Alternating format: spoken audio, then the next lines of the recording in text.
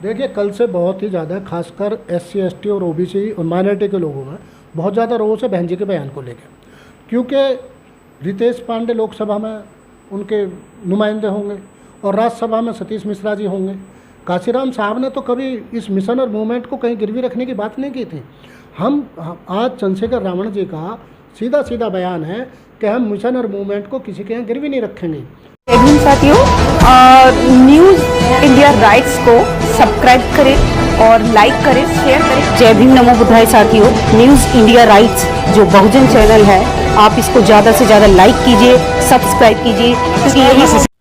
जय भीम साथियों, मेरा अपना मानना है कि जिस समाज के पास अपनी मीडिया नहीं होती वह समाज बेजुबान होता है। तो न्यूज़ इंडिया राइट जैसे चैनल आपके बीच में है और मेरी आपसे गुजारिश है कि आप सभी बहुजन समाज के लोग न्यूज़ इंडिया राइट्स को सब्सक्राइब करें, लाइक करें, शेयर करें और अधिक से अधिक लोगों तक अपनी बात को पहुँचाएँ।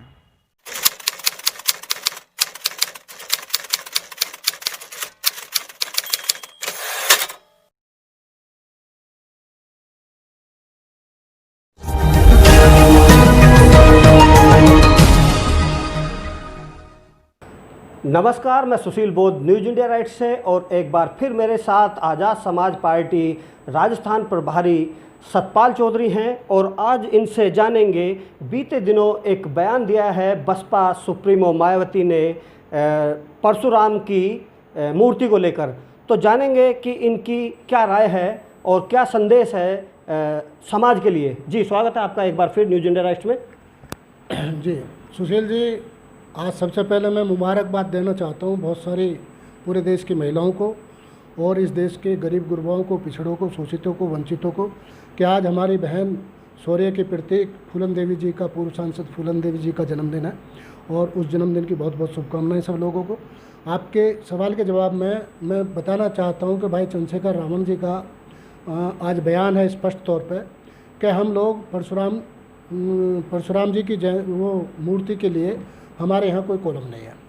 हम लोग सीधे सीधे उस विचारधारा पे हैं जो काशीराम जी की और बाबा साहब डॉक्टर भीमराव अंबेडकर जी की विचारधारा है और उस विचारधारा के तहत इस देश के SC ST OBC और माइनॉरिटी के लोगों को हम लोग न्याय दिलाना चाहते हैं, सुनिश्चित करना चाहते हैं कि शिक्षा के क्षेत्र में, स्वास्थ्य के क्षेत्र में, रोजगार के क्षेत्र में और इस देश की हुकूमत में हिस्सेदारी के क्षेत्र में उनको पूरी तरह से हक मिले, उनका वाजिब हक मिले, हिस्सेदारी मिले। ये भाई चंद्रशेखर, हमारे राष्ट्रीय अध्यक्ष भाई चंद्रशेखर आज़ाद जी का बिल्कुल साफ साफ संदेश है। उन्होंने बिल्कुल ट्वीट करके, और वो रात से ही 2-3 बार उन्होंने ट्वीट किया और कहा कि भारत की राजनीति को ये लोग कहाँ ले जाना चाहते हैं, किस तरह से ये लोग वहीं पहुंचना चाहते हैं, पार्टियों को और मिशन को और आंदोलन को गिरवी रखना चाहते हैं। जहां मान्यवर साहब काशीराम साहब ने कहा था कि हम इस देश में 85-15 की लड़ाई लड़ेंगे, हम बहुजन की लड़ाई लड़ेंगे, हमारे लिए बहुजन हिताय ही सब कुछ है, हमारे लिए सर्वजन हिताय नहीं, बहुजन हिताय में ही सबका हित सुरक्षित है। जैसा कि आप भी बसपा पार्टी में रह चुके हैं, तो क्या नीति रही है ऐसी बसपा सुप्रीमो की पहले से ही, या आज कुछ अलग देखा जा रहा है, ऐसा क्यों? देखिए, कल से बहुत ही ज़्यादा खासकर SC ST और OBC और माइनॉरिटी के लोगों में बहुत ज़्यादा रोष है बहन जी के बयान को लेकर। क्योंकि रितेश पांडे लोकसभा में उनके नुमाइंदे होंगे और राज्यसभा में सतीश मिश्रा जी होंगे। काशीराम साहब ने तो कभी इस मिशन और मूवमेंट को कहीं गिरवी रखने की बात नहीं की थी। आज चंद्रशेखर रावण जी का सीधा सीधा बयान है कि हम मिशन और मूवमेंट को किसी के यहाँ गिरवी नहीं रखेंगे। हम जिसकी लड़ाई लड़ रहे हैं, जिस पाले में खड़े हैं, उसी पाले में खड़े होकर लड़ाई लड़ेंगे। दुश्मन के पाले में खड़े होकर हम लड़ाई नहीं लड़ सकते इस वंचित समाज की, शोषित समाज की। इसलिए साफ साफ हमारा कहना है कि ये जो परशुराम की जयंती हो या अयोध्या का प्रकरण हो, ये तमाम चीज़ें क्षणिक हैं। ये धार्मिक उन्माद फैला के इस देश के शोषितों को, वंचितों को, अम्बेडकरवादियों को ये लोग गुमराह करना चाहते हैं, उनके हक हकूक़ छीनना चाहते हैं, संविधान को ख़त्म करना चाहते हैं। इसलिए हमारा बिल्कुल पाला खींच के लड़ाई है। और दीनबंधु सर छोटू राम ने साफ साफ कहा था कि दुश्मन पहचानो और अपने बोलना सीखो। इसलिए हम दलित समाज को, SC ST OBC और माइनॉरिटी के लोगों को, उनको कह रहे हैं कि अपनी आवाज़ को बुलंद रखो और एक लाइन पे, एक पाले में खड़े होकर अपने हक हकूक़ के लिए लड़ाई लड़ो। ये जो तुम्हें गुमराह करने वाले लोग हैं, तुम्हारे हक छीनने के लिए तुम्हें गुमराह करते हैं। यहाँ पर एक बहुत बड़ा सवाल खड़ा होता है माइनॉरिटी के लिए। क्या किस नज़र से देखते हैं, क्या माइनॉरिटी के लोग जो उनका बयान है ये परशुराम वाला, उस पर उनकी क्या प्रतिक्रिया रहेगी या क्या प्रतिक्रिया आपको देखने को मिल रही है? मैं माइनॉरिटी की बात कर रहा हूँ।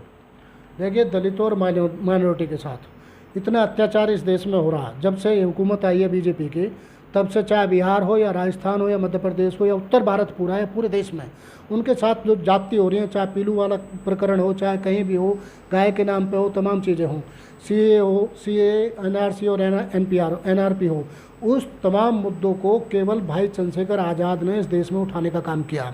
माइनॉरिटी में जो विश्वास, जो भरोसा आज चंद्रशेखर के प्रति लोगों में पैदा हुआ, उस भरोसे को कायम रखना है। और आज का बयान, भाई चंद्रशेखर आज़ाद का आज का बयान ये साबित करता है कि वो इस देश के माइनॉरिटी के लोगों के लिए किसी भी हद तक, किसी भी कीमत पर उसको सुरक्षित रखना चाहते हैं। SC, ST, OBC माइनॉरिटी की वोट को दरकिनार करते हुए एक ब्राह्मण समाज की वोट के लिए इस तरह का बयान देना कितना उचित है?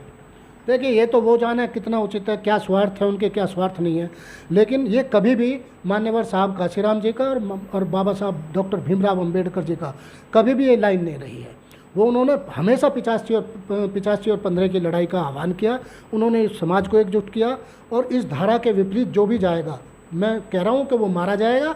और चंद्रशेखर आज़ाद रावण आज केवल उस लड़ाई को जिंदा रखने के लिए अपना सब कुछ दांव पे लगाए हुए हैं। वो चाहे बिहार में हो चुनाव, चाहे कहीं हो, वो एक लाइन खींच के और बहुत क्लियर, ना वोट के लिए कतई कोई चौंचलेबाजी नहीं है, बिल्कुल एक लाइन पे क्लियर खड़े होकर अपनी आवाज़ को बुलंद कर रहे हैं। जैसा कि सूत्रों से मेरी जानकारी में एक जानकारी ये है कि जिस तरह से बीजेपी वाले एक बयान देते हैं दलितों के हित में या मुस्लिमों के हित में, क्या इस तरह से बयान क्या कोई और पार्टी नहीं दे सकती? इस तरह से भी लोग देख रहे हैं। देखिए, अब जो सोशल मीडिया को मैं धन्यवाद देना चाहता हूँ। सोशल मीडिया ही बहुजन समाज की आवाज़ है। और सोशल मीडिया ने जिस तरह से ये साबित किया कि कौन लोग झूठ बोल रहा है, कौन लोग वोट के लिए जो बरगलाने की कोशिश कर रहा है, और कौन लोग सच्चे मन से और ईमानदारी से, और चाहे जेल जाना हो, चाहे मुकदमों का सामना करना हो, वो लड़ाई लड़ रहा है, वो सब लोग समझते हैं, सब लोग जानते हैं। चाहे SC, ST के लोग हों, OBC के हों, माइनॉरिटी के हों या आदिवासी हों, तमाम लोग इस बात को अब समझ चुके हैं कि उनका नेता इस देश में केवल एक है, उसका नाम है भाई चंद्रशेखर आज़ाद, भीम आर्मी और आज़ाद समाज पार्टी। जी, चलते चलते मैं आपसे एक समाज के लिए कोई मैसेज आप दीजिए कि जिससे कि आप उस समाज को एक सही दिशा में लेके जाएं। एक आपकी तरफ से एक मैसेज चाहता हूं। हम ये कहना चाहते हैं कि माइनॉरिटी के SC, ST, OBC के लोगों से कि आप अपने हकूक़ की रखवाली करिए, और जो आपके हकूक़ के लिए आवाज़ उठा रहा, आपके अधिकारों के लिए आवाज़ उठा रहा, चाहे रोज़गार का सवाल हो, शिक्षा का सवाल हो, चिकित्सा का सवाल हो, चाहे हुकूमत में भागीदारी का सवाल हो, उस सवाल पर जो आदमी आपकी ईमानदारी से आवाज़ उठा रहा, आप उसके प्रति आपका जो नज़रिया, उस नज़रिए को बनाए रखिए, उसका साथ दीजिए कंधे से कंधा मिला के, ताकि इस देश में परिवर्तन आ सके। और हुकूमत में परिवर्तन आने के बाद ही इन वर्गों की, शोषित, वंचित और शोषित दलितों की और माइनॉरिटी के लोगों की हालात सुधरने वाली है। इसलिए भाई चंद्रशेखर आज़ाद का साथ दीजिए, वो खुल के आपके साथ है। वो जो व्यक्ति 3 साल में 22 महीने जेल में रह के आप लोगों के लिए संघर्ष कर रहा और जामा मस्जिद की पैड़ी पर खड़ा होकर ऐलान करता है सरेआम, आप उसका एहतराम करिए, आप उसका साथ दीजिए। ये जो लोग, नकली लोग हैं, चाहे मैं कहना चाहता हूँ स्पष्ट तौर पर, चाहे बहन कुमारी मायावती जी हों, चाहे अखिलेश यादव जी हों, आप वोट के चौंचलेबाजी में जिस तरह से आप विचारधारा से सरेंडर करते हो, यहाँ ये सरेंडर वाला मामला नहीं है। ये भाई चंद्रशेखर आज़ाद है, देश को बदलने के लिए आया। आप सभी से अनुरोध है, न्यूज इंडिया राइट्स को सब्सक्राइब करें, वीडियोस को लाइक करें, शेयर करें और कमेंट के जरिए अपनी राय दें। साथ ही बेल आइकन दबाना ना भूलें, ताकि आप तक हमारे नए वीडियोस की जानकारी पहुंचती रहे।